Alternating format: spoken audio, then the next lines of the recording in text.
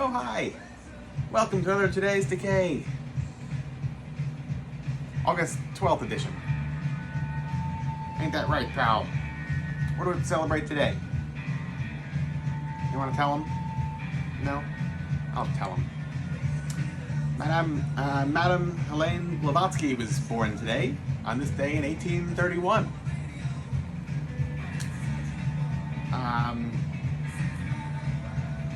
Creator of the Theosophical Society. Really interesting person. I've read up on her a bit, and I went on some tours of like where she lived and frequented here in New York City.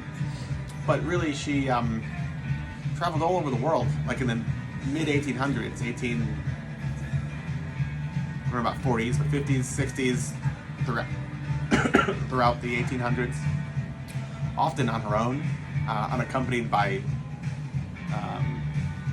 men, which shouldn't really be something anybody ever has to say, but at the time this was like a dangerous and forbidden thing in large portions of the world. And if you look to see like where she traveled and what she was doing, I mean, she was all over the place. All over the place. Middle East, Eastern Europe, India, Japan, South America, Central America. I mean, she traveled the entire world. And what she was doing was trying to uncover ancient hidden secrets.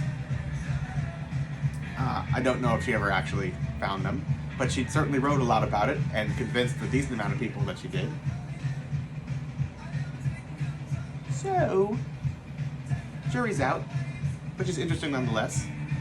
A mystery, I'd say. A lot of the like esoteric writings of her, or like Golden Dawn type stuff, I have a very hard time following. I think that maybe it's kind of the point, or maybe it's just from such an outdated viewpoint as far as language and writing goes, but I don't know. I don't think I have to know. But I'm interested in it nonetheless. Speaking of not knowing for sure, Jose Bonilla, did I pronounce that name right, Al? No. Oh well, I tried. Bonilla. Jose Bonilla.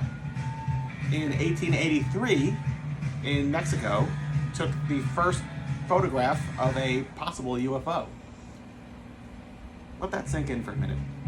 1883, a photo of a unidentified flying object passing in front of the moon. Taken from a camera telescope type contraption that was really designed for weather forecasting. But there it was. Captured on film. Whatever it was. Also captured on film, the works of Sam Fuller, who was born on this day in 1912. I love Sam Fuller. I feel like this was a big 90s, for me anyway, this was a big 90s thing when like Independent Film Channel was running a lot of his stuff, and Jim Jarmusch and various other indie filmmakers of the 80s and 90s really kind of championed him as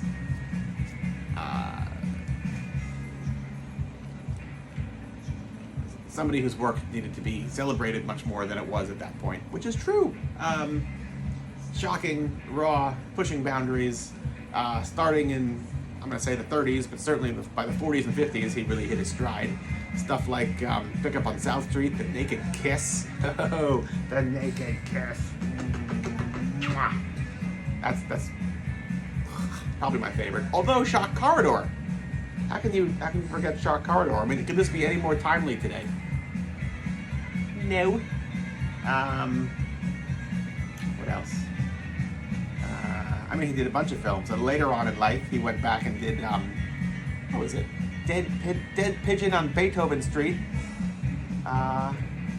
which I'd always heard about, and I don't know that I think I got like a bootleg copy of it once, and it was really bad quality, and I just never really followed it.